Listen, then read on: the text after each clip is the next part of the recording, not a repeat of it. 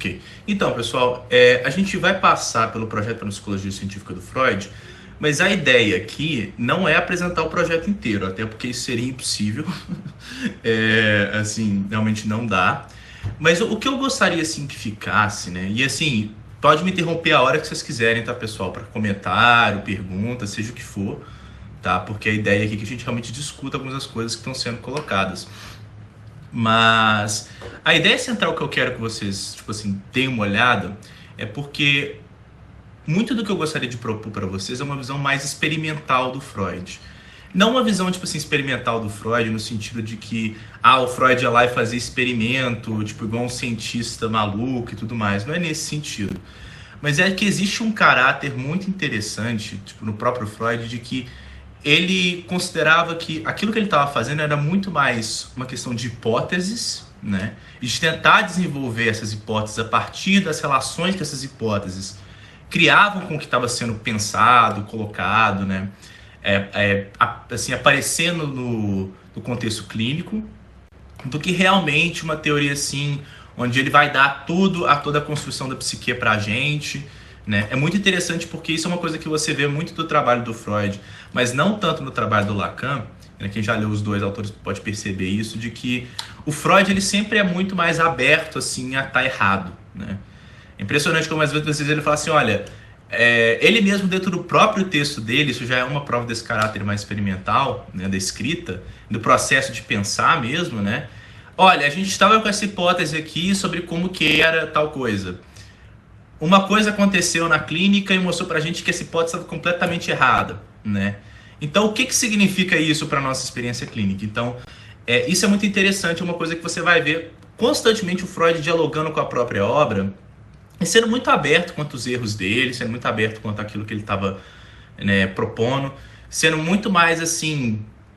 E isso é uma coisa que é muito interessante que a gente vai ver que ele faz no projeto, que eu acho que é um gesto muito materialista do Freud, porque a gente sempre vai falar de a passagem do Lacan para o Freud é uma passagem para um materialismo, né?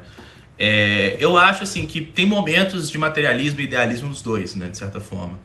Se a gente pensar assim, essa é uma definição que eu escutei do Pinambada em um lugar, que o materialismo ele não é só você começar da matéria como aquilo que existe lá no mundo concreto. A gente não está falando aqui que o Freud é materialista porque ele começa do neurônio, né? Mas é porque ele tem um certo conjunto de hipóteses, né, e de certos predicados, assim, certas coisas que ele aceita como possíveis. Ele vai tentar, através disso, entender alguma coisa que está acontecendo. E ele não hesita em nenhum momento em se alguma coisa aparece que contradiz isso tudo, né? Que fala assim, olha, não é bem isso, sabe? E é essa ideia que eu quero que fique mais clara ao longo da toda a trajetória desse primeiro semestre que a gente vai trabalhar, né? Ele não tem nenhum escrúpulo assim de virar e falar assim, olha, tudo bem, tava tudo errado, vamos jogar tudo no lixo e começar do zero. Claro, algumas coisas ele vai guardar, lógico, né? Algumas coisas que faziam sentido, ou certas coisas que entre certos modelos vão fazer sentido, ficam, né? Mas o Freud assim, ele não tem nenhum problema em, por exemplo, fazer o que ele fez com o projeto, que vocês vão ver que é muito engraçado, onde ele fala, tinha hora que ele virava e falava assim, tipo, nossa, isso aqui pra mim é a coisa mais incrível, eu tô chegando, tô perto de decifrar a psique humana, de propor realmente uma psicologia científica para neurologistas, né? E assim, de chegar ao ponto de conseguir integrar tudo aquilo que eu tinha integrado. Isso numa das cartas que ele mandava pro Fliess. Logo depois, assim, tipo, numa carta seguinte, ele fala assim, deu tudo errado. Eu não sei o que eu tô fazendo, eu vou jogar isso tudo fora. Aí ele falava assim, não quero mais trabalhar com isso. Aí voltava o impulso de mais uma vez tentar pensar aquilo, ele pegava de novo o projeto, olhava e tudo mais. E é muito interessante como assim, claro, muito do que se mantém do projeto para todas as outras coisas, e a ideia também é mostrar que tem coisas que se mantêm, né, do projeto para outras circunstâncias, vem também de mostrar que existe uma metáfora comum que é o que permite essa transição, tá?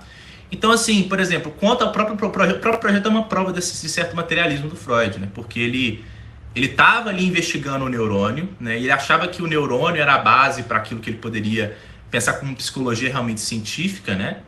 E ele percebe que esse modelo, ele não dá conta daquilo que ele estava observando e que ele não dava conta do aparato psíquico tal como ele deveria ser para que alguma coisa no mundo que ele levava a sério, que ele achava que tinha um valor empírico mesmo, né, comportasse aquilo, né? É muito interessante que o Freud vai jogar o projeto inteiro fora, ele não publica o projeto é publicado 50 anos depois, quando o Freud já tinha morrido, né? Ele permanece um manuscrito, né?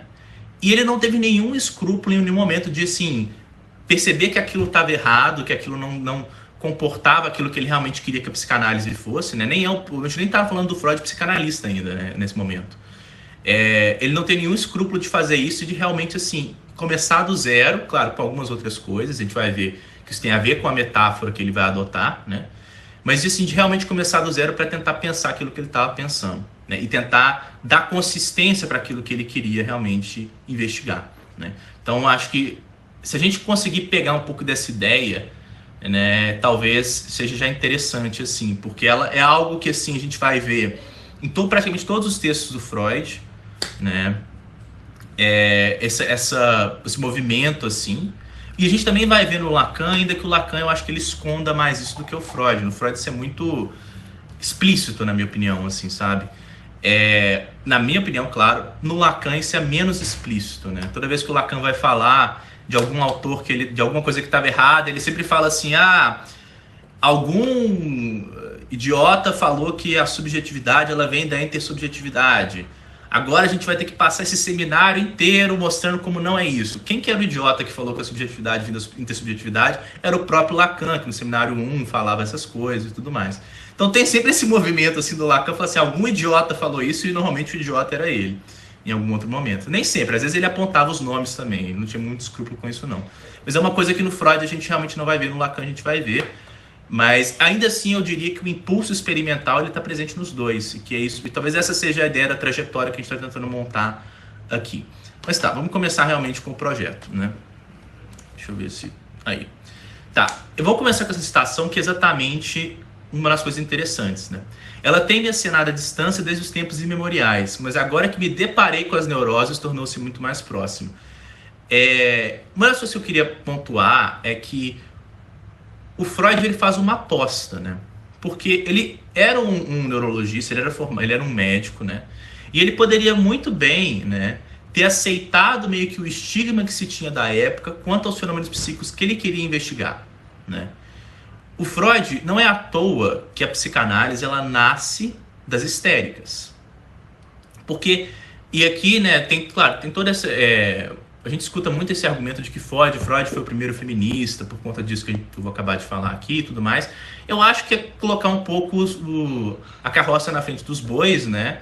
Mas sim, existe um certo impulso nesse sentido, assim, né? Eu acho que a gente não pode chegar e falar assim, não, Freud foi o primeiro feminista, as coisas do tipo, assim, que se encontra alguns psicanalistas falando, mas eu acho que sim, que tem uma questão interessante ali, que é muito relevante, né?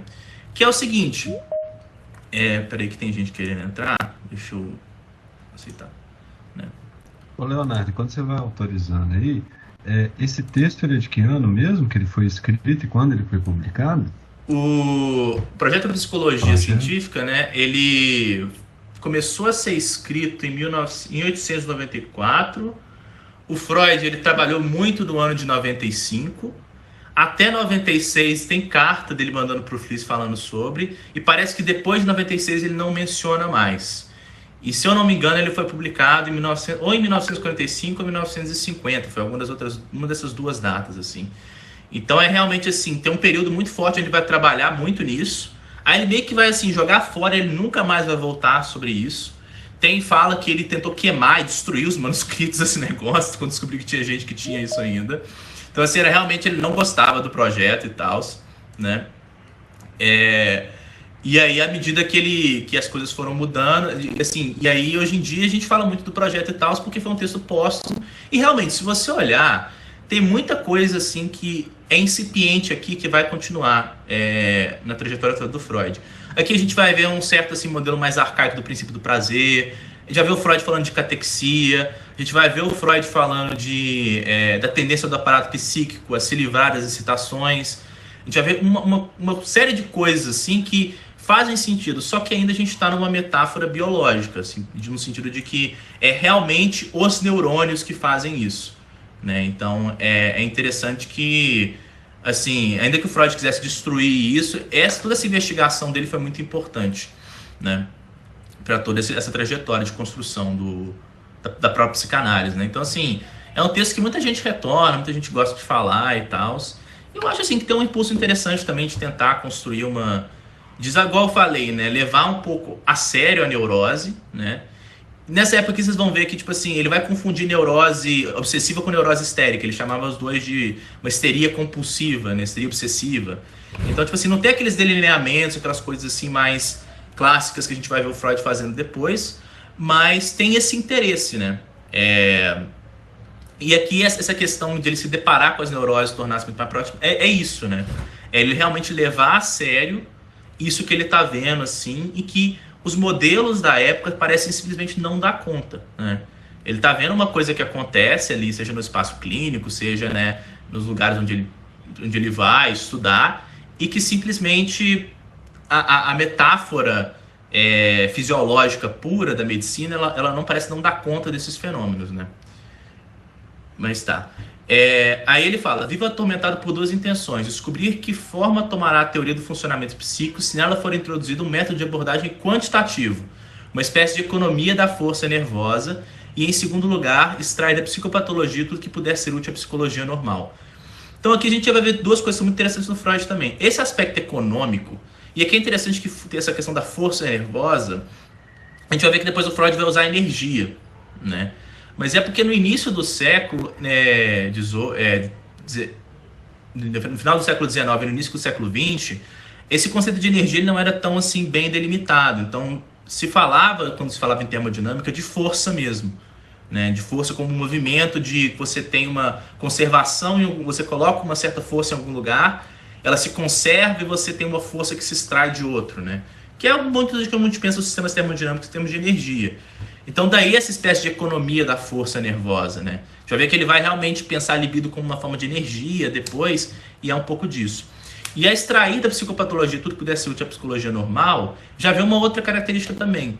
O Freud, isso desde aqui até o final, ele não vai fazer uma distinção qualitativa entre o fenômeno patológico e o fenômeno normal, né?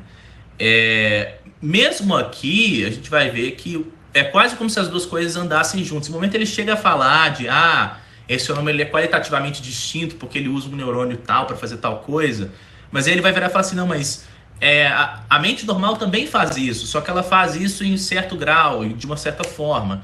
Então isso é muito interessante porque o normal e o patológico, né, do Freud é muito mais aproximado do que parece, né? E quando a gente realmente chegar assim, no modelo das neuroses, a gente vai ver que realmente assim, são coisas que tem muito mais a ver como o aparato psíquico cria certas formas de defesa, né, que de certa forma acabam criando, né, ali problemas para o sujeito, né? Num primeiro momento aquilo tem uma função de defesa, mas depois aquilo acaba, né, meio que causando um certo tipo de sofrimento, né, que é muito mais, que assim, a gente pode dizer que é muito mais, não diria que é muito mais, né, mas que causa um certo tipo de sofrimento muito específico para o sujeito, né, do que realmente assim, a pessoa ela tem um cérebro diferente, né, ou qualquer coisa do tipo nesse sentido, né. Então isso é muito importante, porque isso pega um movimento que se inicia lá antigamente, né, de considerar o louco, né, na verdade, uma pessoa que tem problema mental, mas isso vai ter uma história muito conturbada disso, né, o Foucault vai falar muito disso, né, e tudo mais, mas vai ter uma história muito conturbada de todo esse processo, né, e até, de certa forma, assim, o século XX, né, e Freud e todas as outras pessoas, ainda assim, e ainda hoje, esse modelo predomina, né? Tem gente que acha que a pessoa que tem algum tipo de deficiência ou doença ou algum tipo de transtorno, coisa do tipo a gente possa falar, né? É porque tem um cérebro diferente, alguma coisa do tipo assim, o cérebro não funciona direito e tudo mais, coisas desse tipo. Então isso é muito importante porque o Freud é uma das pessoas... Pode falar. Eu ia até falar isso, assim, né? Que a gente, pelo menos eu tenho visto muito, principalmente assim no Twitter, alguns tipos de comentários assim, né? O TDAH seria o tal do neurodivergente, né? Que tem sido um tema bastante em alta, assim. Que seria um pouco disso, né? O problema está no cérebro, né? Então a gente... ou a gente aceita fatalmente, assim, que é isso, sabe? Não responsabiliza o sujeito. ou então a gente tenta mudar de forma química, né? Medicando e tudo mais. Sim, tem todo esse argumento hoje em dia. Assim, eu acho que, claro, tem uma questão química, neuroquímica, a gente pode falar isso o quanto quiser, mas, assim, se a gente for mesmo para a área da biologia e falar sobre isso, a gente vai ver que as teorias sobre transmissão neuronal e todas essas coisas, elas são muito menos rígidas, assim, que algumas áreas de certas psiquiatrias e psicologias, né, têm tentado passar, assim, e vender como se fosse isso, né? A pessoa nasceu assim, tipo assim, sabe? Não existe mais plasticidade no mundo, nas coisas assim, sabe? Então isso me acontece bastante. Pois é, isso é muito louco, porque assim, é exatamente isso, assim, nas áreas das neurobiologias e tudo, você vê que a coisa é muito mais discutida, muito mais complexa, muito mais não é só isso, e aí parece que a psicologia, um certo tipo de psicologia, um certo tipo de psiquiatria, tendem a colocar como certo, assim, até para se validar de certa forma, e para se colocar como se fosse uma ciência rígida e tudo mais. Uhum. Tipo assim, tem a ver também com certas metáforas que a gente adota, né? A gente vai ver isso com o Freud aqui também, né? Que existe um limite para a metáfora, né? Que a gente vai adotar. E esse tipo de discussão que toma o adoecimento mental como uma coisa puramente em termos de quantidades de transmissão que estão acontecendo, você tem uma transmissão menor ou maior do que a outra, né? E é tudo nesse sentido. Tem um pouco a ver também com o fato de que você ainda assim você fica muito preso a uma metáfora que é de uma física muito clássica, onde se você não tem qualquer tipo de correspondência assim empírica imediata, né? Você é um maluco que está falando besteira, né? Então, se você não consegue mensurar a coisa em termos de, sei lá, neurotransmissores, é porque a coisa não existe, né? Então tem a ver também um pouco com essa da metáfora, que não consegue entender outros modelos de formas de transmissão que não necessariamente dependem daquilo que é físico no sentido mais tradicional possível, né? Mas vamos lá então, vamos continuar. Ok. Eu parei de compartilhar sem querer, droga. Deixa eu voltar com a apresentação. Tá. Ok. Então tá. Então qual que era o impulso do Freud para o projeto, né? Primeiro, desenvolver uma psicologia para os neurologistas, que era algo que ele via que estava faltando, né? Os modelos, a gente vai ver que uma certa ideia assim, do que seria o modelo neurológico que a gente está falando aqui, né? E como que o modelo do Freud vai... Ele diverge disso, ainda que ele, nesse momento, ele ainda esteja pautado em uma certa continuidade com esse modelo, né? Depois, desenvolver um modelo da psique que levasse em conta o aspecto quantitativo, que a gente já falou, e relacionar as manifestações psicopatológicas com o funcionamento normal. Então, esses são os três objetivos do Freud com o projeto. E eu diria assim que talvez o primeiro ele meio que abandone ao longo da psicanálise, né? Quando ele realmente pensa a psicanálise foi muito rejeitada pela comunidade médica no primeiro momento. Depois ela ganhou uma adoção muito grande, assim, assim, participou as teorias psicanalistas, elas participaram em grandes, assim, debates, era uma coisa muito, muito presente, né? Depois da morte do Freud, né? E hoje em dia a gente tem, né, uma certa resistência muito grande contra a psicanálise, né? A gente sabe como é que são as coisas, né? E tal. Então, assim, eu diria que o primeiro impulso, meio que o Freud ele vai largando ao longo da sua trajetória. Mas o segundo e o terceiro, eles vão se manter muito vivos e muito presentes em toda a obra freudiana. A gente vai ver que o Freud ele não vai largar mão dessa metáfora quantitativa. Por quê? Né, que é uma das coisas que eu queria falar aqui, que eu não coloquei no slide, mas eu vou falar aqui para vocês, que é isso. Qual que era o objetivo do Freud na época que ele estava tentando desenvolver a psicanálise? Era constituir uma ciência. Freud, em nenhum momento, ele fala pra gente, né, que o objetivo, que a psicanálise não seria científica. Toda a discussão sobre psicanálise ser científica ou não, que é uma discussão longa, extensa, tem uma série de meandros, uma série de questões que a gente tem que pensar e tudo mais, mas pro Freud isso nunca foi uma questão. A psicanálise é uma ciência, ela é a ciência do inconsciente, e ela é uma ciência no sentido moderno do termo, né, de realmente tentar, né, pensar aquilo que está sendo colocado, né, e levar as máximas consequências à adoção de certos modelos e de certas práticas comprovatórias, né? Então, assim, no sentido de ser uma ciência, no sentido moderno, no sentido da física, tá?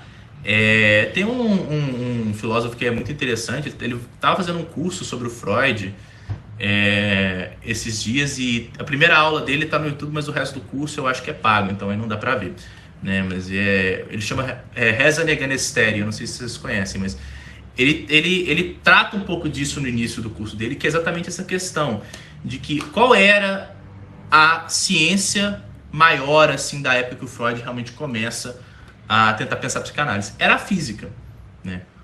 A física era o que realmente assim contava como uma ciência mesmo, né?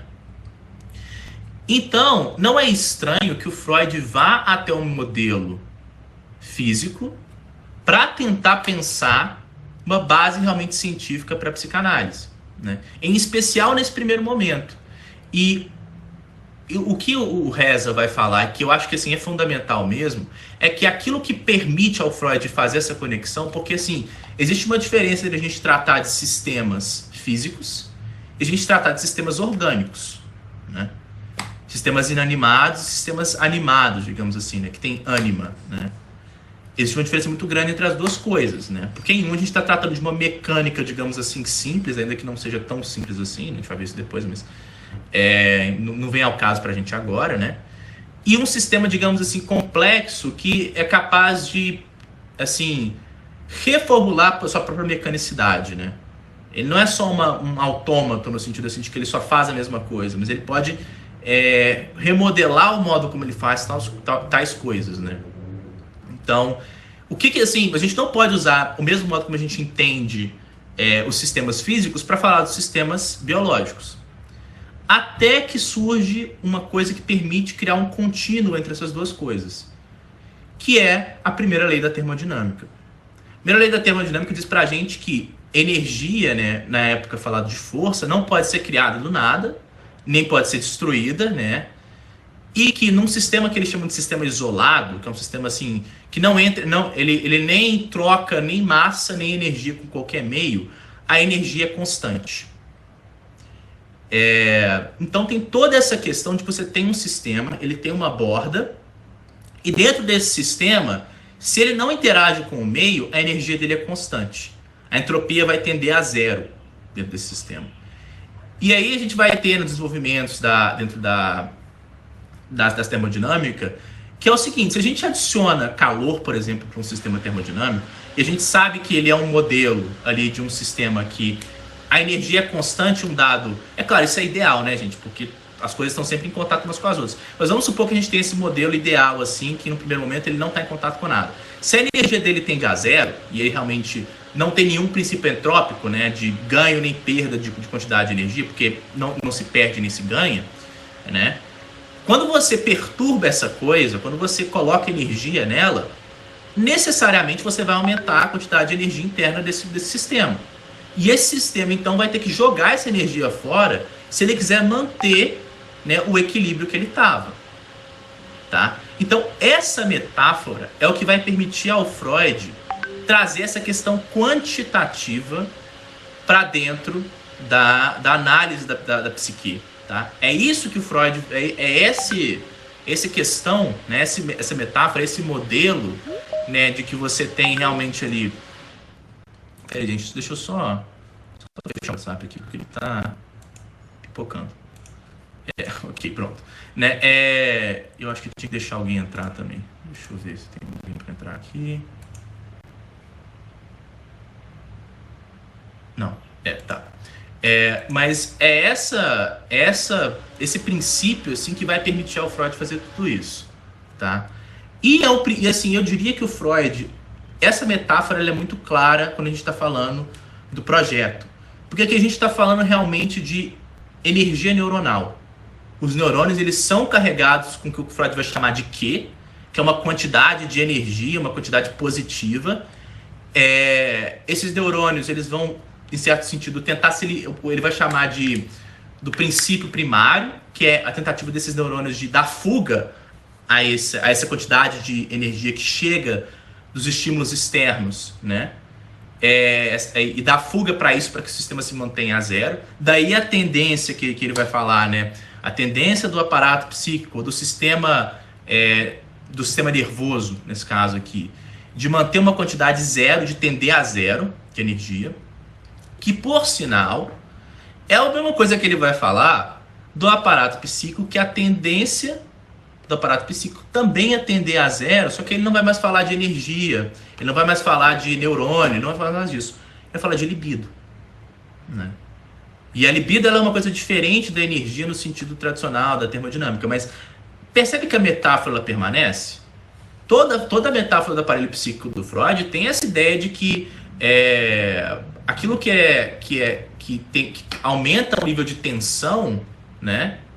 Ele tem que ser extravasado, porque senão é como se você tivesse uma panela de pressão, né? Eu acho que talvez alguns professores já tenham usado essa metáfora da panela de pressão para explicar o aparelho psíquico, porque é exatamente essa ideia. Quando a coisa ela tem libido demais, ou energia demais, aquilo pode estourar com o sistema, né? Então isso tem a ver com exatamente essa metáfora termodinâmica que está aqui. Então é uma coisa que, assim, mesmo quando o Freud chega até o final da sua vida, ele não abandona esse modelo, esse aspecto quantitativo, uma coisa que vai ficar até no final. Ele vai tentar complexificar ao máximo isso, né? Mas ele não vai abandonar isso. E a gente vai ver que quando a gente vai chegar no Lacan, uma das grandes diferenças que a gente vai ter vai ser um abandono da metáfora termodinâmica em nome da metáfora linguística, né? E aí a gente pode pensar em hipóteses. Mas por que o Freud não abandonou isso e não foi pensar na linguística, né? Que é, assim, de certa forma, um modelo, né, mais adequado para pensar a fala, que é o que está em jogo numa análise, por exemplo, né? Por que o Freud não adotou outro modelo, sendo que a gente sabe que um sistema orgânico não é comparável totalmente? Assim, a gente sabe que, por exemplo, né, mais tarde a gente vai ver que sistemas orgânicos eles não podem ser reduzidos a sistemas termodinâmicos tais como se fosse a mesma coisa, né? Não é tão simples assim a questão.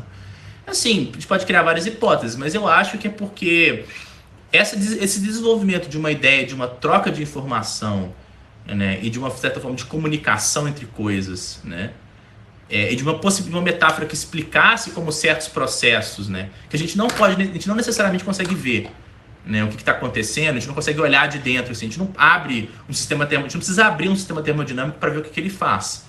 Mas se a gente mexer no sistema, a gente vai ver como que ele vai produzir certas coisas. Se a gente dá um input, né, a gente joga alguma coisa, sai alguma coisa do outro lado. E a partir daí a gente consegue ver como é que essas coisas estão funcionando.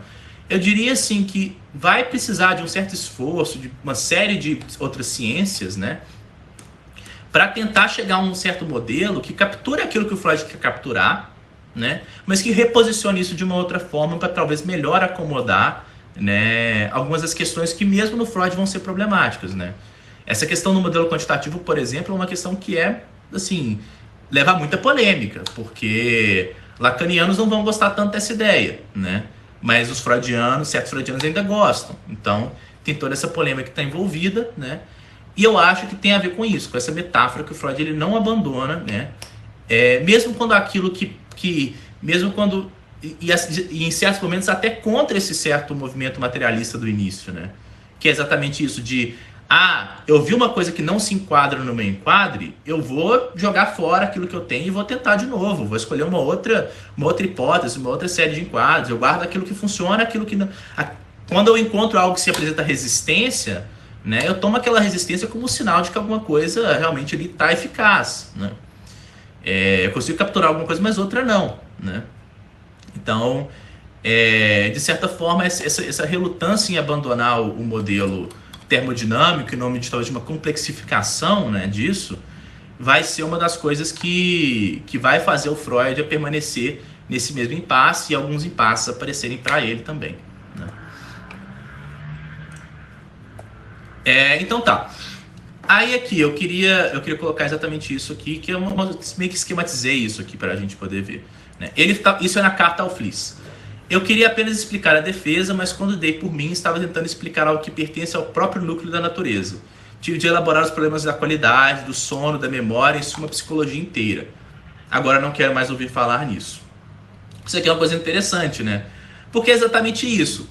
Como é que a gente pode pensar que as coisas começam, né? A gente tem uma teoria neurológica, né, que busca explicar o funcionamento normal da psique, né?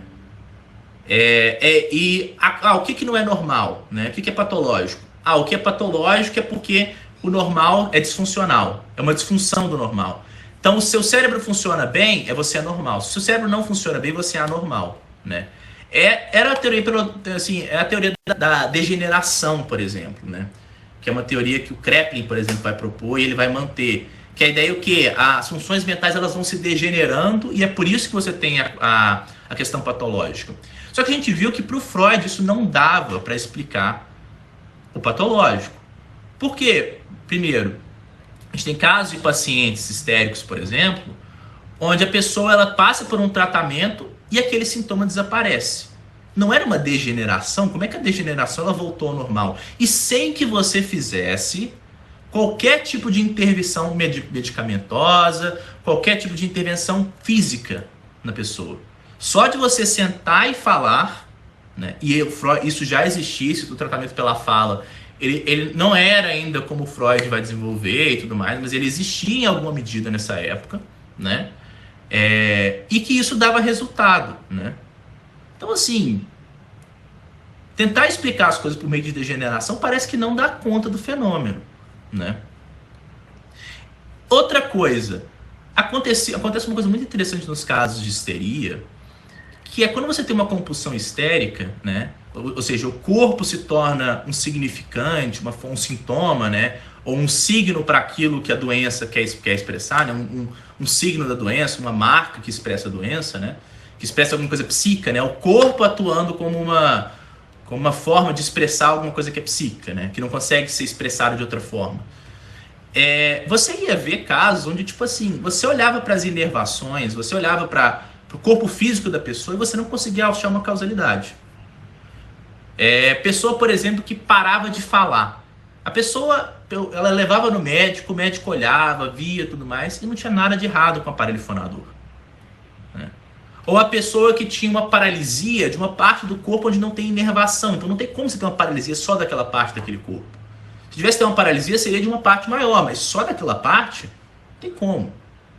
Então, assim, são fenômenos que não conseguiam ser explicados puramente pelo funcionamento fisiológico. Né? E como eles não conseguiam ser explicados pelo funcionamento puramente neurológico, fisiológico, o que acontecia muito com os casos de histeria? É para chamar atenção. Né? Não é à toa que histeria é recuperado lá do grego, que tem a ver com a histeria das mulheres, que tem a ver com uma doença... Na época eu nem lembro como é que era aqui, agora eu não tô lembrando como é que é, mas é uma questão assim de uma doença do útero, que é uma coisa que a mulher tem, porque é uma coisa da mulher, e aí depois vai ter essa ideia da histérica como aquela que mente, né? A gente até hoje tem isso na cultura. A histérica é aquela que fica mentindo o tempo todo, quer chamar a atenção de todo mundo, que inventa as histórias mais escabrosas possíveis para ser o centro das atenções, né? A histérica é a louca e tudo mais. E sempre com a figura da mulher, não é à toa, né? É isso que faz com que as pessoas falem que o Freud é feminista, não sei o quê. É porque ele levou isso a sério. Ao invés de virar e falar, tipo assim, quero que grande parte do consenso médico fazia, claro, não foi só o Freud que fez isso, né, gente? Outras pessoas também fizeram, mas talvez o Freud tenha sido quem mais tenha levado a longe, naquela época, tudo isso que a gente está falando. Ao invés de ele não levar isso a sério e jogar isso fora, o que o Freud faz é escutar. Ele fala assim, ok, vamos levar isso a sério, vamos fazer isso como se realmente fosse uma coisa assim que não é um fenômeno que pode ser explicado como uma degeneração, que não é um fenômeno que pode ser explicado como simplesmente um fingimento. Não, vamos ver o que tem de válido, né, nesse tipo de fenômeno, que são as neuroses, né? Então, o que ele vai tentar explicar? Ele vai tentar pegar a teoria neurológica, né, passar para a observação patológica primeiro, né? A partir da observação patológica, reformular a teoria neurológica. Então, ele parte do patológico para tentar explicar o neurológico e reformular isso que a gente vai entender por uma teoria dos neurônios, para chegar a uma teoria da defesa, que é o que ele quer. Ele quer explicar como que o sistema nervoso cria certas defesas contra certos estímulos que são danosos a ele, e essa defesa é que vai produzir os sintomas. Só que o que ele vai encontrar nesse... E aí, a partir disso, ele pode explicar o funcionamento normal. Né? Só que o que ele vai encontrar no meio do caminho? Isso aqui que é uma resistência epistêmica. O que é isso? É alguma coisa que o modelo não consegue explicar. Ok, eu criei uma teoria da defesa, mas a minha teoria é capaz de explicar a memória? Ih, será? Já viu que o Freud vai tentar. A minha teoria é capaz de explicar o sono? A minha teoria ela é puramente quantitativa. Como é que ela explica a qualidade da percepção? né? A gente vai ver que tem uma parte lá no projeto que o Freud vai virar e falar assim, olha, a gente pode ter um modelo quantitativo que explica as coisas, mas a gente tem que ter um modelo qualitativo.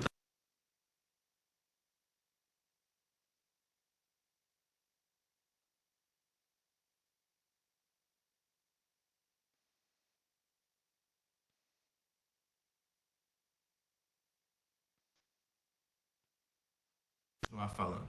Pronto. Pura e simplesmente porque, né? Quando a gente vai falar da percepção, né?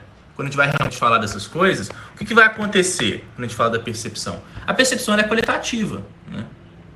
A gente olha os fenômenos psíquicos e a gente vê cores diferentes, a gente vê formas, a gente vê uma série de coisas que não se reduzem à quantidade. Então ele tem que também ter uma teoria de como que aquilo que é puramente quantitativo no sistema nervoso se traduz em algo qualitativo na percepção, por exemplo. Então é isso que ele está falando aqui, olha, em suma a psicologia inteira, né? Para poder explicar a teoria da defesa dele, ele tem que se propor uma psicologia inteira. E isso é um programa, assim, né? Um projeto que é hercúleo, ele é descomunal. E é claro que em um certo momento o Freud não ia querer mais ouvir falar disso, e ele realmente não quer, ele encaixota o projeto e aí só depois de alguns meses e tal ele volta, né? Tá.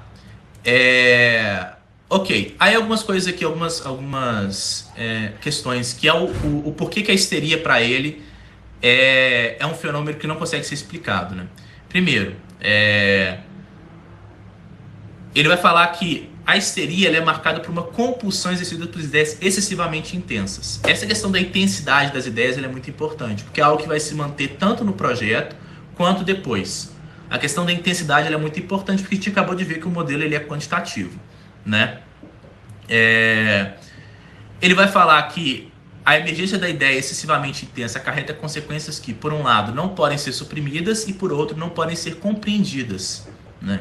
A compulsão histérica é, portanto, ininteligível, incapaz de se resolver pela atividade de pensamento e incongruente em sua estrutura. Por que ele vai enumerar essas três características? Porque ele vai falar o seguinte: o fenômeno normal, ele também apresenta pra gente ideias que persistem. E nem por isso a gente chama isso de patológico. Mais uma vez, o Freud aproximando o normal do patológico. O que faz com que a histeria seja compulsiva, patológica, não é o fato dela ser compulsiva, né? A gente também vai ter certas ideias que elas simplesmente não se resolvem pela atividade do pensamento. Vai ter coisas que a gente fica pensando, a gente fala assim, vou parar de pensar nisso. Boa sorte, né? Isso não acontece. O que vai marcar, portanto, o aspecto que é diferente, né, na histeria do pensamento patológico para o Freud nesse primeiro momento? Primeiro, as ideias que não são patológicas, elas têm algum tipo de congruência, né? Você está pensando nisso, você consegue estabelecer um vínculo causal do porquê você está pensando isso repetidamente. Por exemplo, uma ideia histérica para o Freud é o caso que ele vai dar um exemplo, mais tarde a gente vai ver, de uma menina que ela tinha a compulsão de sempre que ela entrava numa loja, ela pensava num vendedor, e ela via um vendedor, ela pensava num sorriso, né? Ela imaginava que ela tinha a ideia de que os vendedores estavam sorrindo para ela, né? Ela sentia uma perturbação sexual e ela saía correndo. Isso era compulsivo. E ela não conseguia explicar o porquê. Então, entendeu? Isso é a questão do ininteligível, né? E incongruente, né? Se você, por exemplo, tá com medo, tá andando na rua e acha que um ladrão vai te assaltar, por exemplo, numa rua escura, né? Aquilo pode ser ininteligível porque não tem ninguém na rua. Vamos supor que a rua esteja vazia. Tem ninguém na rua em metros e metros, quilômetros e quilômetros de distância. Realmente ali você tá tipo assim, não tem como a pessoa te assaltar ali, porque se a pessoa fosse te assaltar, você veria ela vindo, tá? Mas você ainda assim tem a ideia, fica com aquela ideia na cabeça, nossa, eu vou ser roubado, tenho certeza que vou ser roubado. Nossa, alguém vai pular de algum lugar, você nem sabe de onde, e vai me roubar aqui, né? E aquilo persiste, você fala assim, não, deixa de ser besta, né? Olha, não tem ninguém aqui na rua, a rua é bem iluminada, né? Tem um quartel de polícia logo à frente, ninguém ia ser louco de fazer uma coisa dessa, não sei o quê. Mas aquilo persiste. Só que aquilo é inteligível, né?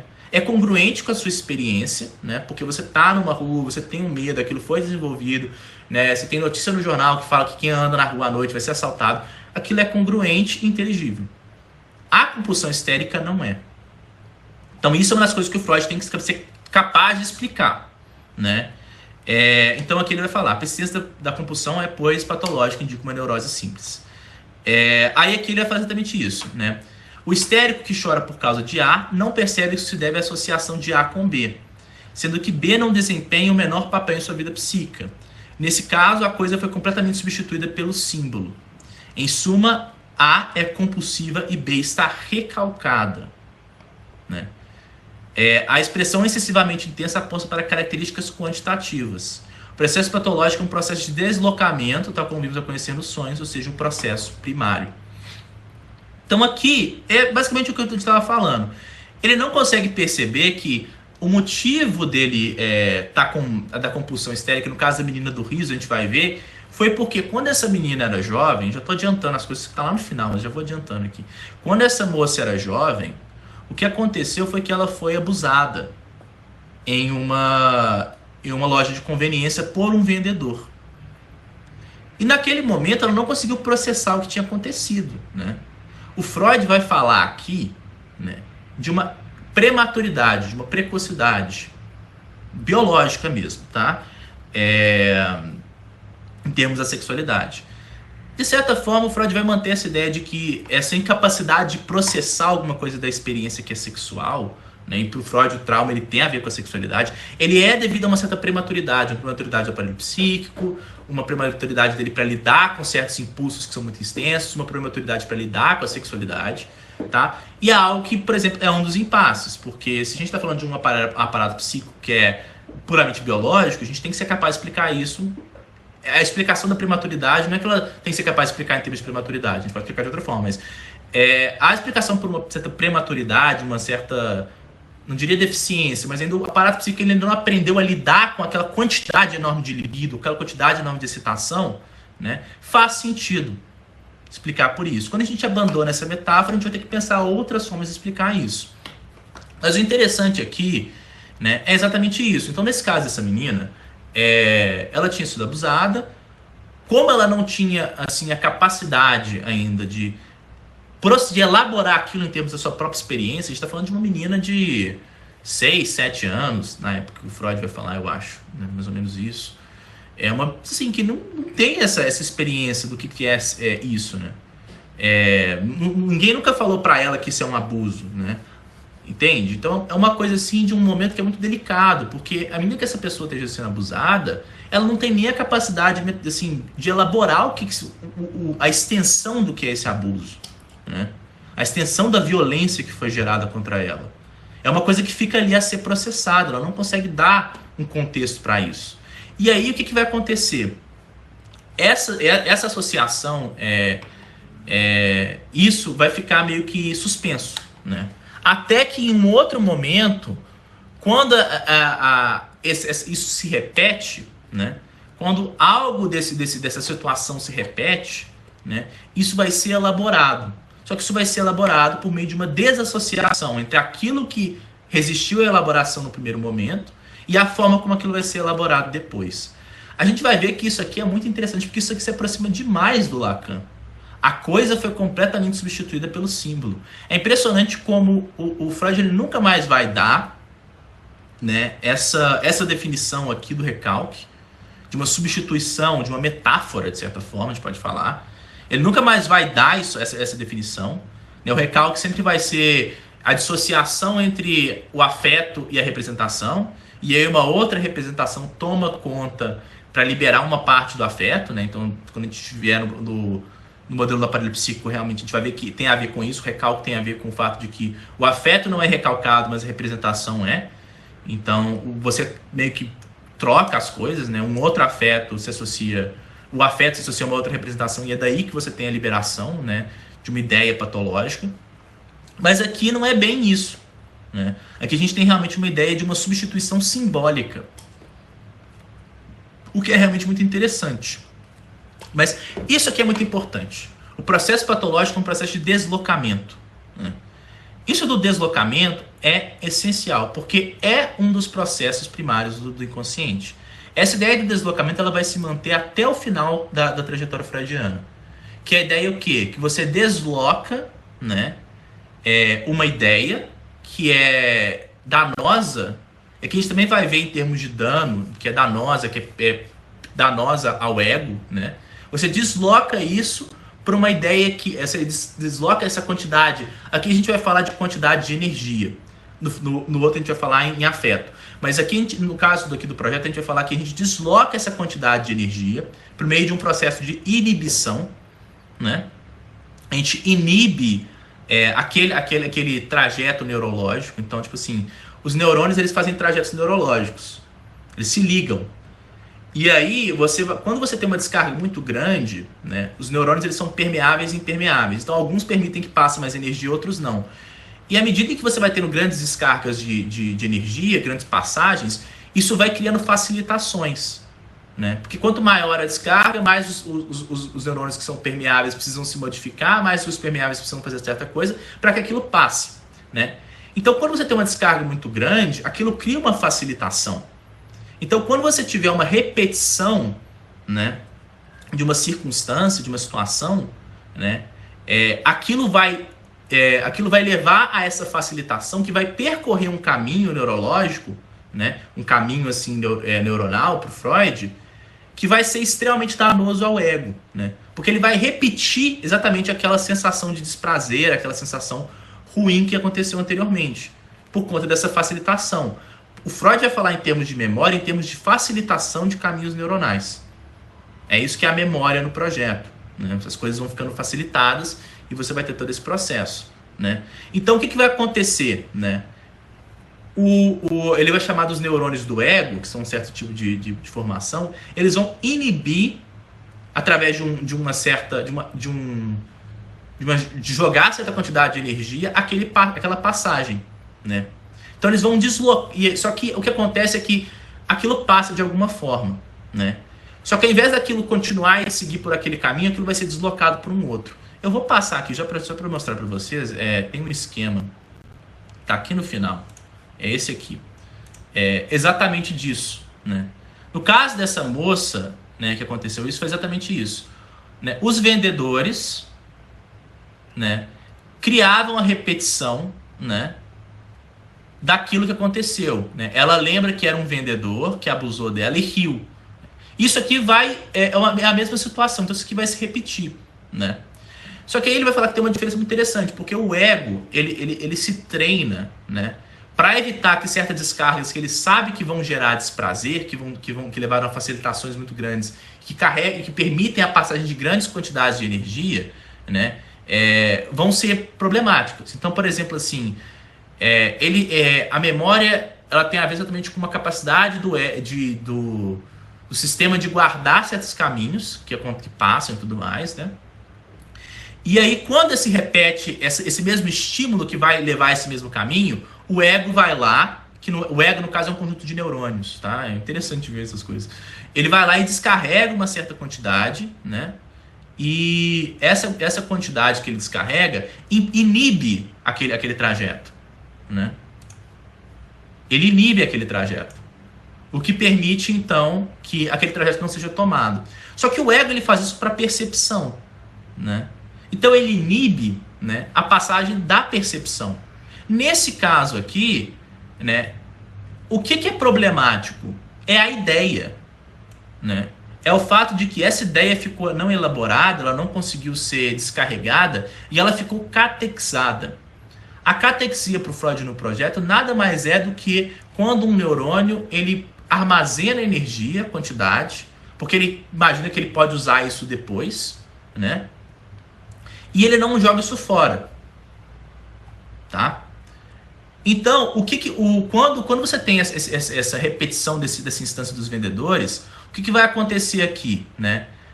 O caminho que ele vai seguir, né, vai ser exatamente esse aqui, que é supostamente inócuo. Ele não é problemático no primeiro momento, porque não tem nada de ruim aqui. Não tem nenhuma catexisa gerada aqui. Só que esse caminho aqui leva a uma conexão sináptica, né, uma conexão neurótica, uma conexão neuronal, que vai passar pelo atentado, que é uma coisa que tem muita energia, né? E aí, quando isso passar pelo atentado, isso vai liberar uma energia que é muito grande, né? Então, o que o ego vai fazer depois que isso acontece? Ele vai inibir a memória, esse caminho neuronal do atentado, né? Então é como se assim, a repetição associa o quê? Essa nova situação dos vendedores do riso ao atentado. Mas quando o ego inibe o atentado, ele reprime, ele recalca, isso aqui vai ficar jogado fora, mas a conexão entre lojistas, roupas, vendedores de sorriso, ela vai continuar percorrível, né? Então toda vez que essa situação repetir a loja, que ela entrar na loja e ver os vendedores, ela vai passar por todo esse processo de novo, de vir nos vendedores, risos, dos vendedores rirem, os vendedores naquele primeiro momento, eles riram da roupa dela. Então ele vai achar que eles estão rindo da roupa dela, né? E isso vai causar uma certa liberação sexual. E aí ela vai fugir. Esse caminho aqui, que é o do atentado, ele não vai ser percorrido.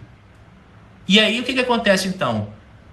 Essa relação entre a ideia, eles estão rindo de mim pela minha roupa, né? E essa sensação sexual que ela não consegue explicar, ela vira um símbolo do que realmente está em questão, que é o atentado. Tá? Então é isso aqui que ele vai falar, né? Ele até coloca aqui, ó. Ela própria indicou que é fornecido pelo riso. O riso dos vendedores a faz lembrar-se dos sorrisos com que a proprietária da confeitaria acompanhou sua investida. Proprietária da confeitaria acompanhou sua investida. A margem de acontecimentos pode ser reconstituída. Na loja, os dois vendedores estavam rindo. Esse riso evocou inconscientemente a lembrança do proprietário. De fato, a situação tinha ainda outra semelhança com a primeira. Ela mais uma vez estava sozinha na loja. Juntamente com o dono da confeitaria, lembrou-se de que ele agarrara por cima da roupa, que desde então ela alcançara a puberdade. A lembrança despertou que ela certamente não era capaz, na ocasião, uma liberação sexual que se transformou em angústia. Devido a essa angústia, ela temeu que os vendedores da loja pudessem repetir o seu atentado e saiu correndo, né? Então, isso aqui é exatamente o processo que acontece. Só que isso aqui vai ser recalcado, o atentado vai ser recalcado. Então, ela não vai lembrar disso aqui. Porque isso se dá em termos puramente neuronais. É isso que é interessante. O Freud, ele vai explicar tudo isso.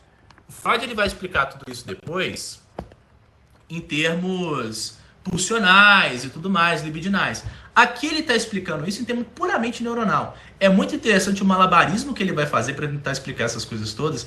E tem hora, e é muito engraçado, porque tipo assim, tem hora que ele está falando, e aí ele vai falar assim, olha, a gente tem um certo tipo de neurônio. O neurônio, ele vai dar o nome para os neurônios. É engraçado isso, ele dá o nome para o neurônio. A gente tem o neurônio X, né? O neurônio X. Esse neurônio X, ele faz tal coisa, ele é permeável. Mas a gente vê que o neurônio X só não explica, porque como é que, por exemplo, a gente vai ter a memória? Como é que a gente vai ter que certos caminhos podem ser percorridos? Ou que o organismo aprende a lidar com certos estímulos? Esse neurônio, então, ele não pode ser totalmente impermeável, ele também tem que ser um pouco impermeável. Então a gente tem dois tipos de neurônio, o neurônio X e o neurônio Y. Mas espera aí, a gente tem que entender também que tem que ter um neurônio que é capaz de lidar com a percepção e com a memória, que é capaz de lembrar as coisas, que é capaz de agir de tal forma que ele transforme estímulos que são quantitativos em qualitativos, né? De que ele se comunique com os órgãos, perceptuais, de tal forma que ele possa promover certos estímulos em certas quantidades específicas que ali vão ser interpretados, essas quantidades, como qualidades. Então a gente tem que ter 3 tipos de neurônio. Mas espera aí, a gente também tem um sistema, porque a gente está vendo aqui que a tendência do aparato psíquico é descarregar tudo, é jogar a zero, é a quantidade ficar a zero, né? Até fiz aqui no negocinho, né? É você ter um estímulo e uma quantidade aqui, o sistema nervoso vem, joga isso numa ação perceptual motora, que essa quantidade fica zero. Então aqui dentro tem que ser zero, né? Mas se isso aqui tem que ser zero, a gente tem que pensar que tem que ser, por exemplo, se você vai fazer uma ação motora que demanda muito esforço, muita energia, ele tem que ser também capaz de guardar um pouco dessa energia aqui para poder liberar isso depois. Então a tendência a zero tem que ser uma tendência no sentido de uma continuidade maior de tempo. Tem que ser que ele tende a zero, mas sem que nunca chegue a zero, porque senão ele seria inútil, né? Se o sistema nervoso fosse simplesmente uma caixa onde a gente joga energia e joga fora, automaticamente ele seria inútil para coordenar tudo aquilo que a gente precisa. Então ele também tem que ser capaz de catequizar os neurônios, ou seja, de manter certas quantidades de energia ali disponíveis para que ele possa jogar depois. Opa, mas isso cria um problema. E se a quantidade de energia que a gente coloca, ela é grande demais para o sistema nervoso lidar de uma vez só. E se isso for liberado de uma vez só, isso cria uma tensão tão grande, né, que quando você libera, você não sente um prazer, que é exatamente como Freud vai falar do prazer. É uma tensão que libera num nível adequado, você sente prazer. E se ela for liberada num nível desproporcional, então isso é a dor. Tá vendo? Então ele vai explicando tudo por meio dessas coisas. Ele sempre coloca uma coisa, ele acha um problema, aí ele volta naquilo que ele estava falando e tenta achar uma solução. Tudo isso para tentar acomodar tudo que ele está falando, né? Só que ainda é um modelo, né, especialmente no que concerne a sexualidade, né, muito mecânico. É quase como se o aparato psíquico ele fosse só uma caixa preta que reage às coisas, sabe? Ele só reage, ele não faz nada, ele só fica reagindo, né? E é interessante porque quando Freud vai explicar a consciência, ele fala que tem duas formas de você explicar a consciência. Uma forma mecânica, onde a consciência ela é só um produto das excitações e tudo mais, né? E uma forma ativa, onde a consciência é capaz de influenciar as coisas, é capaz de pensar. E ele fala que ele quer ficar no meio. Mas a gente vê que ele fica muito mais no primeiro caso do que no segundo. Porque a ação, seja consciente ou inconsciente aqui, ela é muito mais reativa do que propositiva. Tá? O aparato psíquico no projeto ele é muito mais reativo. O que é engraçado, porque quando a gente vai pensar no inconsciente freudiano, não existe nada mais ativo no planeta, né? Algo que mais influencia a nossa vida, nossos pensamentos, que passa coisas assim, que tem certas maquinações que parece que ele faz por conta própria. Aqui ele só, tipo assim, reage a estímulos. Lá o aparato psíquico ele tá o tempo todo trabalhando para até criar coisas novas, né? Então isso é muito interessante, né? Mas tá, vamos continuar então.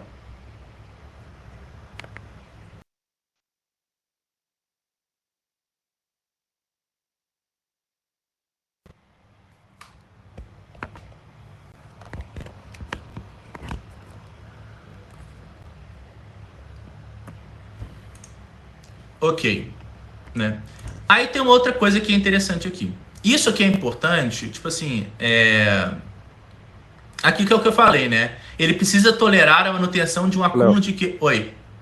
Acho que tem que voltar a transmitir, compartilhar a tela. Você tava compartilhando? Parou de compartilhar? Não. Pode ser que tenha parado. Beleza. Gente, se vocês quiserem fazer comentários no meio, pode ficar à vontade, tá?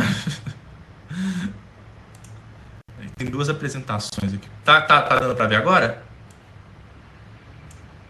Agora foi. Foi? Tá. Aí o que eu tava falando, né? Ele precisa tolerar a manutenção de um acúmulo de Q. Que é energia, tá, gente? Que ele vai chamar de Q.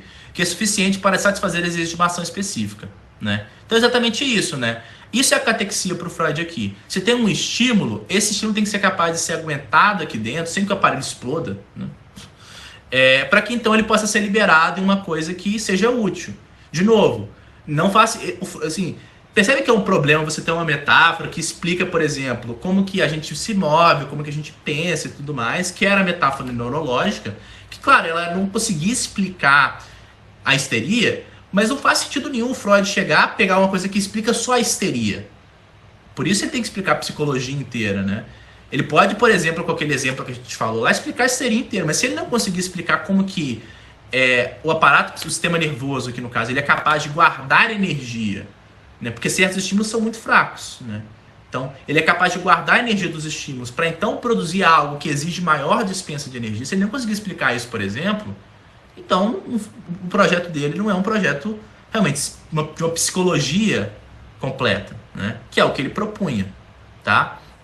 Então, essa é uma questão interessante também, né? Mas o que eu queria falar aqui, tá? A catexia, que eu falei, é a conservação de energia em um neurônio, né? Ele vai falar que existem dois sistemas de neurônio, né? Essas obrigações primárias que eu tô falando é essa tendência de descarga, tá? Que é também, de certa forma, o princípio primário do inconsciente, né? No certo sentido, de descarregar, né? A estrutura do sistema nervoso serviria a finalidade de afastar aquele dos neurônios, sua função seria de descarregá-la, né? Então, isso tudo aqui é só falando disso, né? Aí tem a questão da facilitação também, que eu era meio que para introduzir agora, mas eu já falei. A facilitação é o fato de que, como alguns neurônios são permeáveis e outros são impermeáveis, né? Alguns vão facilitar, né, algumas coisas que elas vão ficar mais permeáveis ou menos permeáveis. É como se o seu cérebro ele aprendesse a lidar com certos estímulos, né? Ele aprende. Então, ele vai aprender, por exemplo, quando um estímulo vem de fora, qual é o melhor caminho para dar fuga para ele, né? E essa é a memória para o Freud aqui, é isso que é a facilitação. Só que isso tem um problema negativo, porque se ele aprende a dar fuga para algo muito rápido, para algo que ultrapassa a capacidade do sistema nervoso de lidar, ou para um estímulo que vai levar a um caminho que está catequizado com um tipo de energia que ele não é capaz de lidar, isso vai resultar numa liberação que é muito forte. Daí ele vai ter que pressupor que existe uma outra instância que vai exatamente fazer o quê? Inibir, né? Ela vai inibir certos neurônios de expulsar essa energia através de uma contra-energia, né? Então é interessante, tipo assim, tudo aqui é termo de energia, tá, gente? É tudo energia, tudo é neurônio que joga energia, aí um outro neurônio joga energia contrária e cancela. É muito tipo assim, é legal você ler o projeto, que você vê o quanto ele tenta levar essa metáfora o mais longe possível, ainda que você fique tipo assim, cara, dá um tempo aí também. Engraçado. Mas uma outra coisa que é interessante, ele vai falar pra gente, e isso vai ser essencial no Para Além do Princípio do Prazer. A gente vai ler algumas partes do Para Além do Princípio do Prazer. Não vai ser na próxima sessão, porque eu acho que talvez seja interessante, agora que a gente está propondo aqui algumas coisas do projeto, e eu já estou aqui, né, meio que dando uns spoilers de como que as coisas se relacionam, mas agora que a gente já tem uma ideia de como é que esse modelo termodinâmico funciona em termos de energia neuronal, talvez seja vai ser mais interessante a gente mostrar como é que ele vai funcionar em termos de libido, né? Então, para isso, a gente vai dar uma passada em alguns textos mais introdutórios do Freud, onde ele vai explicar essas coisas em termos de libido e tal, para depois, no Para Além do Princípio do Prazer, uma discussão vai ser um pouco outra, tá? Mas uma coisa que vai ser essencial aqui, que vai retornar no Para Além do Princípio do Prazer, é essa ideia aqui. Existem estímulos que não só são externos, eles são também internos. Aqui, o Freud vai reduzir esses estímulos internos a questões de necessidade. Necessidade de alimentação, necessidade sexual, necessidade respiratória. São assim, é quase como se ele pegasse aquilo que era propriamente externo e o sistema nervoso como reativo aqui e jogasse para dentro. A gente vê que não é realmente assim um tipo de estímulo, de tipo de forma de excitação que é realmente super interna ao aparato psíquico. Ela é mais interna ao corpo, e o aparato nervoso ele tem que lidar com isso, tá? Mas isso vai ser muito importante, porque no Para Além do Princípio do Prazer, ele vai falar como que as excitações de fora, elas são um problema. Mas as excitações de dentro, né, aquilo que o próprio aparato psíquico produz, também para o aparato psíquico tem que lidar, né? As representações que ele passa a associar, né? Os afetos que vão começar a se encadear um no outro, as associações que a própria consciência produz, né? Aqui a gente não vê isso acontecendo. Lá, a gente vai ver como que, por exemplo, uma ideia compulsiva que se associa, né, a uma outra coisa, ela vai ter um efeito tão tremendo para o aparato psíquico que ele vai ter que arranjar uma forma de lidar com isso. E não é uma coisa externa. E também não se reduz a uma pura necessidade biológica do corpo, né? Então a gente vai ver o quanto que cada vez mais a ideia do poder da representação, né, no sentido do poder do que a gente pensa, o pensamento que atormenta a gente, né, do pensamento que intromete, né, daquilo que a gente quer evitar pensar, mas a gente pensa, do poder da nossa narrativa, o poder do trauma, como que isso vai ficar cada vez mais evidente. Aqui, isso é quase que secundário. No Para Além do Princípio do Prazer e depois, isso vai ser o que é essencial. É quase como se o Freud, e assim, a gente vê realmente isso, ele para de falar de estímulo externo, como se fosse a coisa mais importante aqui, e ele vai falar muito mais em como que na construção da nossa psique, aquilo que acontece na nossa narrativa vai ter que ser processado de alguma forma e elaborado, né, pela nossa própria psique, e é isso que vai ser traumático. É como que a gente elabora essas coisas que vai ser traumático, né? É como que a gente lida com a própria nossa narrativa do que a gente é, do que a gente passa, do que a gente sofre, que vai ser o mais traumático. E não simplesmente um estímulo nervoso que acontece lá fora, né? Aquilo que nos atormenta é muito mais como a gente vai lidar com a nossa própria história do que realmente quando uma coisa acontece de ruim, né? A coisa que aconteceu de ruim, ela acontece, mas é como que aquilo marca a gente de uma certa forma e cria certos padrões de como lidar com aquilo que vai realmente ser o interessante para o Freud, né? Então, por isso a influência do passado é muito grande, por isso a influência da sexualidade é muito grande, do trauma ela se mantém. A teoria traumática do Freud, ela é muito marcada nesse início, mas eu diria que a ideia do trauma, dessa coisa que não é elaborada, e que se marca, que se repete, que pede a sua elaboração, né? Uma coisa que está fora da experiência porque ela é muito intensa, né? Assim, que rompe com a nossa experiência, ela se mantém até o final, né? E assim, tem gente que chega a levar essa metáfora muito longe, porque no paralelo do princípio dele sugere que essa ideia traumática ela é mais natural do que parece, né? E assim, tem filósofos que vão levar isso muito longe, vão falar de geotrauma, do trauma da Terra. Os caras malucos aí que inventam umas coisas desse tipo. Mas aí aqui o negócio da dor que eu tinha falado. A dor fica assim caracterizada como uma irrupção de Qs excessivamente, de magnitude ainda maior que a dos estímulos. A dor é uma marca da facilitação. Tá? Então, Ô, Léo, pode falar. parece que tem umas coisas escritas no chat. Depois você dá uma conferida. Deixa eu dar uma olhada agora, porque eu já fui falando muita coisa aqui, tá, gente? Então, assim, quanto mais vocês queiram, podem falar. E quem tipo, tentou escrever no chat e tal, pode falar, viu, gente? Porque fica mais fácil, porque eu não consigo compartilhar e ver o chat ao mesmo tempo. Mas eu vou dar uma lida aqui. O João falou, ansiedade realística, onde existe um sentimento desconfortável envolvendo o possível perigo. Ok. É interessante que no curso de psicologia a gente aprende coisas muito parecidas com o que Freud fala, às vezes mudam de expressões, mas até isso é justificável, que na época de Freud não havia recurso suficiente para obter as imagens que temos hoje. Não, sim. Essa coisa da questão das imagens também é muito interessante, porque, de fato, a gente tem as imagens do que está acontecendo no cérebro e tal, mas isso só não explica muita coisa, né? Porque, igual a gente falou, a gente pode ter dados quantitativos, mas é o problema que o Freud tinha. Como é que desses dados quantitativos, que são as zonas das imagens que estão lá acesas e tudo mais, a gente chega ao fenômeno psíquico? Mas tem muito diálogo. Tem um filósofo que ele é muito bacana. Tem dois filósofos muito interessantes que eles tentam recuperar um pouco desse legado do Freud, que é a Catherine Malabou e o Adrian Johnston. Não sei se vocês conhecem, mas os dois, o Adrian Johnston ele é mais lacaniano, hegeliano, zizekiano do que freudiano. Mas ele vai tentar pensar um pouco disso, dessas questões todas. Ele tem um livro que ele tenta, acho que chama Affective Life. Eu não sei como é que, não estou lembrando do livro agora, mas é um livro que ele escreve com a Catherine Malabou, que ele tenta pensar algumas das teorias modernas da neurobiologia e tentar pensar também como é que fala? A psicanálise mais especial de cunho lacaniano, sem que uma se reduza à outra, né? Ele quer levar tudo a sério que o Lacan falava sobre o sujeito, que não pode ser reduzido a uma entidade puramente biológica e tudo mais, mas ele também quer pensar, ok, se esse sujeito existe, o que tem que ter o seu cérebro? Ele faz um caminho meio que inverso, que é muito interessante, né? Se o sujeito existe, com toda aquela não redutibilidade, singularidade, que de fato a gente experiencia na clínica, o que tem que ser o cérebro? E ele vai mostrar que, tipo assim, ele vai tentar mostrar, né, que as teorias da neuroplasticidade, né, de como que o cérebro vai reescrevendo os seus padrões neuronais, isso consegue comportar em certa medida uma outra coisa. Pode falar, Flávia, não precisa levantar a mão, não pode só interromper mesmo. Lívia, desculpa.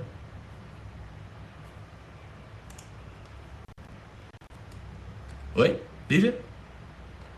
Se ele levantou a mão, pode. Se você quiser falar, pode falar. Bom, ok. Alguém mais então?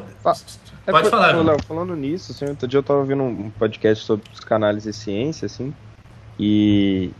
a gente não tá escutando, tá, Lívia, se você tá falando. Pois é. A gente não tá escutando. Inclusive o microfone aqui ele tá aberto, mas parece que não tá saindo mesmo. Acho que deve ser algum problema aí. Mas pode falando, João, aí depois tenta dar um alô aí, Lívia, aí a gente pode escutar o que você tá falando. Mas vai lá, João. Sim, por favor, inclusive.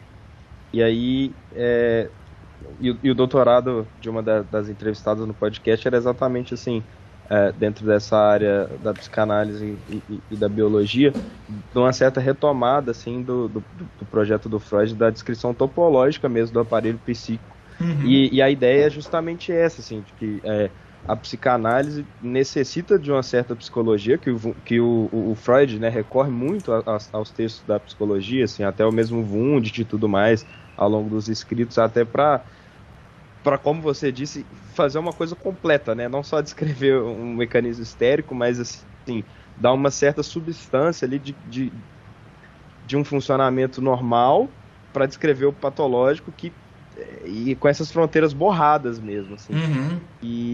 E aí achei muito interessante ela falando assim que tem toda essa descrição topológica e tudo, mas o quanto que o Freud deve ao pessoal da psicologia. E essas diferenciações entre psicologia e psicanálise também existe, né? Mas elas também não são tão claras, né? Elas são uma coisa tem muito a contribuir com a outra, e aí ela chamando a atenção para justamente esse aspecto, assim, de explicar todo um funcionamento psíquico, com o aparelho psíquico, para poder descrever fenômenos que não são muito descritos pela psicologia, que tem certos limites. Mas... Não, sim, assim, Ah, tá. Eu vou tentar falar mais devagar mesmo, às vezes eu falo um pouco rápido. Desculpa, gente. Mas, só para responder seu comentário, João.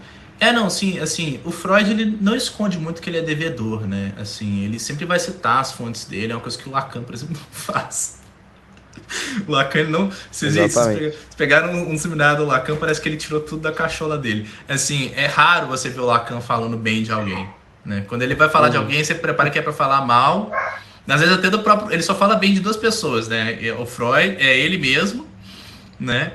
E, na verdade, ele nunca fala bem de si mesmo, né? Ele sempre fala que ele foi censurado, alguma coisa do tipo assim e tal. Tem horas que realmente, mas... sempre tem isso. E ele sempre vai falar bem do Freud, mas tem horas assim que ele simplesmente decide meter o pau no Freud, assim, sabe? Tipo, desproporcionalmente. E, de vez em quando, ele fala bem do Marx também. Né? Mas também tem hora que do outro lado ele vai falar super mal também. Mas de longe não segue nada que o Marx fala assim, engraçado, né? Ele fala assim que ele lia muito Capital quando era criança, mas ele não. Mas ele leu de outra forma, porque aquilo ali que está escrito não é muito o que ele quer, não. Tanto é que ele vai fazer uns outros usos assim e tal. Mas é muito interessante essa diferença, assim. É muito diferente ler o Freud e ler o Lacan. Não só porque o Freud é extremamente claro, o Lacan não é. Claro, tem seus motivos, né? Inclusive tem gente que argumenta que um dos motivos para o Freud ser tão, assim, de certa forma, mal compreendido é o excesso de clareza dele. Porque ele é tão claro, que às vezes tem pequenas nuances que tem no texto dele. Por exemplo, eu acho que é nesse texto do projeto, no alemão, quando ele vai falar desse cara aqui, eu não sei se é esse texto do projeto ou é um outro texto, mas eu acho que é esse mesmo. Quando ele vai falar da moça que é abusada, ele não fala, tipo assim, simplesmente um cara com um vendedor. Ele usa, tipo, uma palavra, assim, que é tipo uma palavra negativa, assim, sabe? Tipo assim, o cara que se acha um homem, tipo uma coisa assim em alemão. E aí, quando foi traduzido, eles não colocaram essa palavra. E aí você vê, tipo assim, que não é que o Freud está falando de todas as coisas de sexualidade, prematuridade, mas tem esse lado também de ele perceber que, claro, a menina ali é uma jovem que não tem uma noção dessas coisas. Ele tinha essa noção. Só que às vezes ele é tão claro com algumas coisas que essas coisas se perdem também. Não só por conta de tradução, mas porque a gente lê tão literalmente que dá esse problema. Então, assim, tem essa grande questão que todo mundo fala que o Lacan escreve obliquamente para evitar isso, né? Tem toda a questão de por que o Lacan escreve do jeito que ele escreve. Eu acho, assim, que não precisa escrever daquele jeito para criar esse efeito que ele quer criar, mas isso é outra história. Tem toda essa discussão. E ler o Freud e ler o Lacan é muito interessante, porque o Freud ele não esconde nem um pouco de que aquilo ali é um experimento em psicanálise. O que ele está fazendo é tentando pensar a psicanálise. O Lacan, assim, tem horas que ele não esconde, mas eu acho que não é tão claro, assim. Eu sinto falta nisso quando eu leio o Lacan. Parece que as coisas já eram prontas. Ainda que ele vire e fale, tipo assim, na mesma hora ele vira e fala, não, vocês são os analistas e eu sou analisando, associando livremente aqui, né? Aí na outra hora ele fala assim, a ciência não serve pra nada. Tipo, no Seminário 25 ele vira e fala umas coisas assim, sabe? Então é engraçado, né? É realmente bem engraçado essa relação, assim, mas... Eu diria que ler Freud é mais divertido que ler Lacan, porque ler Lacan é um inferno, mas a gente se aproxima daquilo que a gente não gosta às vezes, assim, sabe? Mas que é útil pra gente, então é isso. Mas eu queria só fornecer o esqueminha final aqui, né?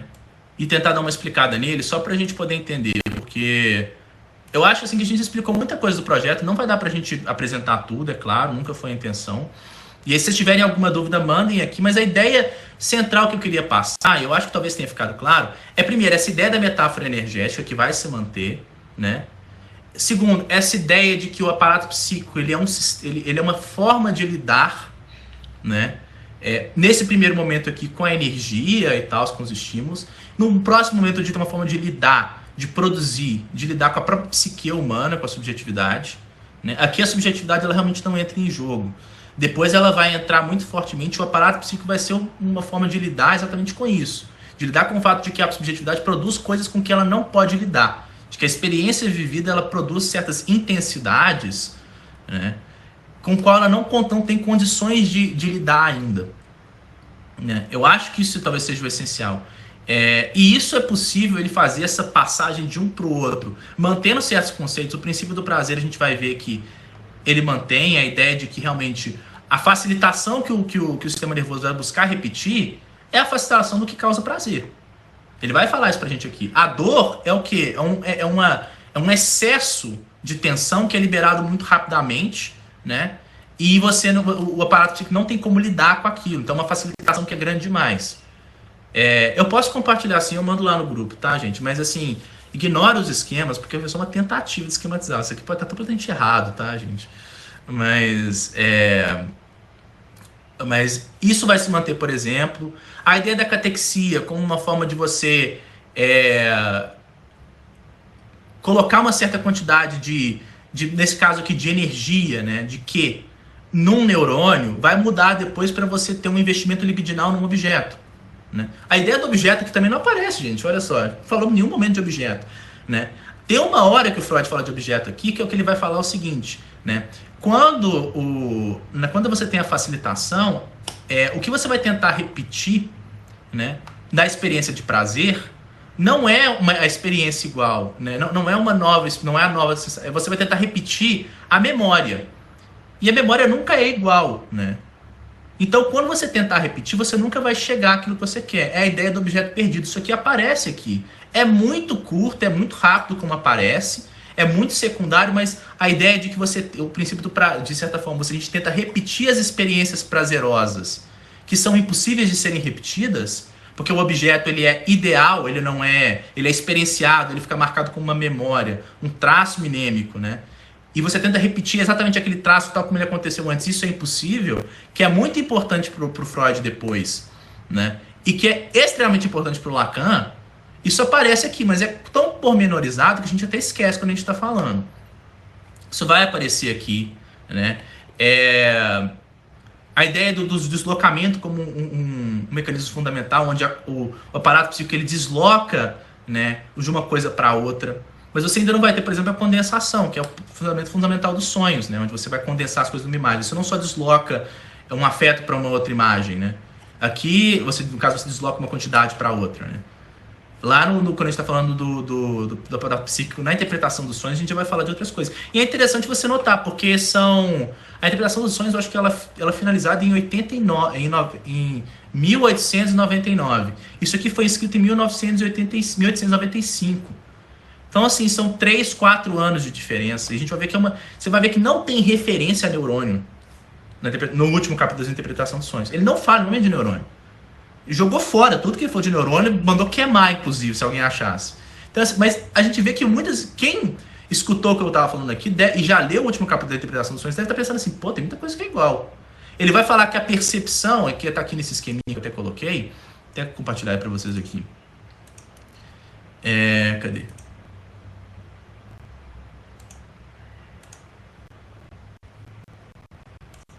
Não, pouca coisa, foi do começo, peraí. Ele vai falar que a percepção, a consciência, né, ela é produto, na verdade, ela é aquilo que aparece no final através de meio que uma síntese de todos os neurônios. Para ele existe um neurônio, que ele vai chamar desse neurônio, eu não sei qual que é o nome dessa letra grega, eu esqueci, mas que vai gerar a consciência. Então a consciência das coisas ela é um produto. De certa forma, né? Oi? Não tá transmitindo, não. Não? Acho que não. Oh, coisa. Deixa eu tentar de novo. Mais uma vez. Foi agora? Agora foi. Foi? Mas tá. Tava falando aqui, é que ele vai falar, né, que a consciência, se a gente olhar lá no último capítulo de Libertação dos Sonhos, ele vai falar, né, a consciência ela vem só quando todos os processos que meio que filtram, né, as imagens, as memórias e tudo mais, apresentam para a consciência, né?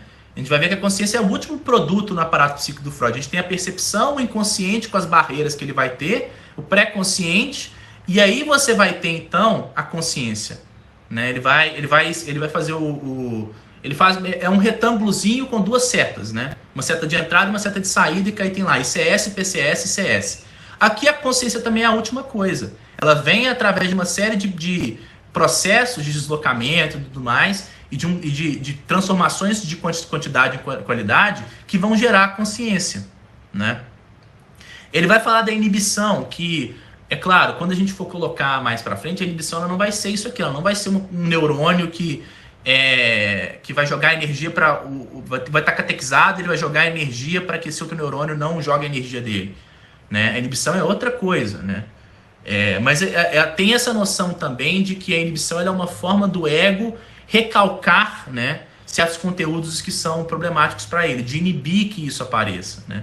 Então também tem isso, a noção de que o estímulo, né, ele é interno e não só externo também é muito importante. O ego como um mecanismo de defesa, ele vai falar aqui do ego como um mecanismo de defesa, só que ele é um mecanismo neuronal, né? Lá na interpretação dos sonhos e tudo mais, a gente vai ver como que existe uma parte do ego que é inconsciente e ela serve exatamente para o quê? Como meio que um guardador, assim, né? Um porteiro, né? Quase que como um porteiro. Eu acho que ele deve usar a expressão de porteiro, inclusive, eu não sei, posso estar falando besteira, mas tem tudo isso. Ele vai falar como que as imagens mnemênicas, né, elas ficam marcadas, né?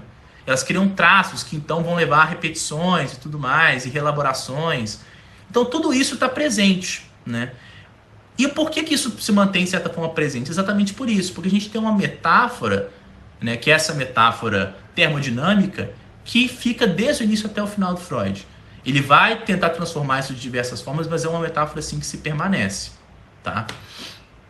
Mas eu acho que é isso, gente. Eu não sei se tem mais alguma coisa. Não vai dar tempo de falar mais nada, né? Mas se vocês tiverem quaisquer comentários finais aí, antes da gente terminar, podem fazer. E eu espero assim, que tenha pelo menos dado para ficar claro um pouco dessa ideia do que seria essa metáfora, né? Por que a gente está falando de termodinâmica, do porquê que o Freud quis primeiro explicar as coisas em termos de neurônio, né? Porque ele era neurologista, por que ele larga isso depois, por que existe uma certa homologia, né, entre aquilo que ele está fazendo aqui no projeto e aquilo que ele vai continuar fazendo com o desenvolvimento da psicanálise, ainda que muita coisa mude, né? Ele joga quase que a base daquilo que ele está trabalhando toda fora, né? Mas há certas ideias que se mantêm de como a coisa funciona vão ser aqui, né? Quase como se ele falasse agora a gente não vai falar mais de neurônio, mas como que as coisas funcionam, isso vai se manter, né?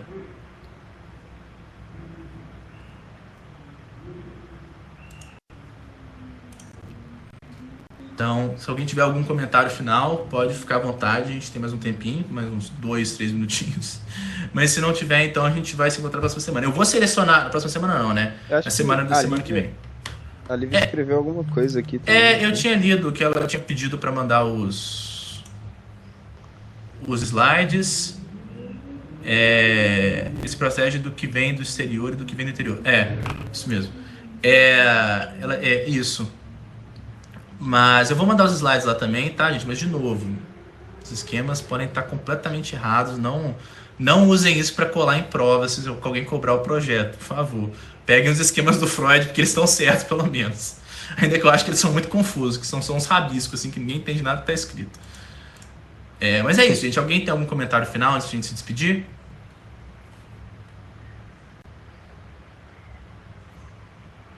Então tá tranquilo, galera. Então é isso, eu espero que tenha dado para entender alguma coisa dessa bagunça aí que eu inventei de fazer.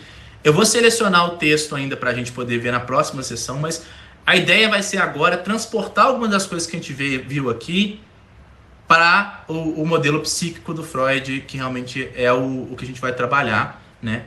E aí, então, ir para o paralelo do princípio do prazer, porque tem algumas coisas que são muito importantes ali, que vão ser fundamentais quando a gente for ler o Lacan. Mas a ideia era essa, gente. A ideia era realmente estabelecer essa ideia, essa metáfora, algum desses princípios, para que a gente possa sempre ter ela em mente quando a gente for ler o Freud. Eu acho que pensar que essa metáfora está operante, né, ela está operativa, em todo o texto que o Freud escreve, é assim uma forma da gente talvez não se perder tanto, né? E não ficar assim, cara, coisa confusa que está acontecendo aqui. Pensar que tem essa ideia pode ser interessante. E acho que é uma maneira também muito interessante, assim, de entender qual foi o percurso do pensamento, assim, freudiano ao longo dos anos, porque acho que a gente fazendo o mesmo percursos, assim, as mesmas perguntas também, fazem com que a gente entenda melhor o Freud e assim, e qual que foi a ideia dele ao longo dos anos, e ajuda muito na compreensão da psicanálise em si, assim, da história da psicanálise, que eu acho que é uma área super importante. A ideia é dar uma forma de tentar acompanhar esse pensamento mesmo, até quando ele chega depois, né? Quando a gente vai estar lá no Lacan e vai ver, porque, por exemplo, o Lacan vai para linguística, né? Eu meio que tô colocando esse jogo aqui, por que ele vai para linguística, né? Bom, a gente tá vendo aqui que tem certas coisas que o modelo termodinâmico dá acesso a problemas, mas essa ideia da termodinâmica da mente, ela é muito importante, assim, eu acho que talvez seja assim, a metáfora essencial para entender o que está em jogo no Freud, de certa forma. Sim. Mas é isso então, galera. Eu espero que vocês tenham aproveitado aí, que tenha dado para as coisas ficarem talvez mais claras. Se ficaram mais confusas, me desculpem. Mas a gente vai tentando e aí qualquer comentário a gente pode fazer a qualquer momento. Pode me interromper mesmo, não tem problema nenhum. E aí eu vou selecionar o próximo texto, tá, gente? Vai ser alguma dessas conferências introdutórias do Freud, alguma coisa do tipo assim. Mas a ideia vai ser relacionar essas duas coisas, tá? Então, o projeto, a gente não vai só falar, só falou do projeto à toa, tá? Não foi só porque eu acho o texto legal e eu quero falar sobre ele, não. A gente não falou do projeto à toa, ele vai voltar. Quando a gente for ler outras coisas também, ele vai voltar. Então, isso é interessante, vai ser legal. Eu espero que vocês gostem do percurso que eu estou tentando montar aqui. E para as sessões que estão vagas, né? Vocês podem sugerir textos, tá, gente? Ou se quiser apresentar alguma coisa. Teve alguma ideia aqui hoje que apresentar alguma coisa na semana que vem, manda uma mensagem lá no grupo. Pode mandar, se tiver com vergonha, pode mandar no privado também, não tem problema. E a gente tenta montar alguma coisa, porque a ideia também é dar espaço para vocês falarem o que vocês estão pensando e tudo mais, tá? Mas então é isso, galera. Muito obrigado, viu? Boa noite para vocês. E aí a gente se encontra daqui a 15 dias, né? E semana que vem começa o seu grupo, né, João? É isso mesmo, dia 29. Então é isso. Quem for se encontrar no grupo do João, a gente se encontra lá.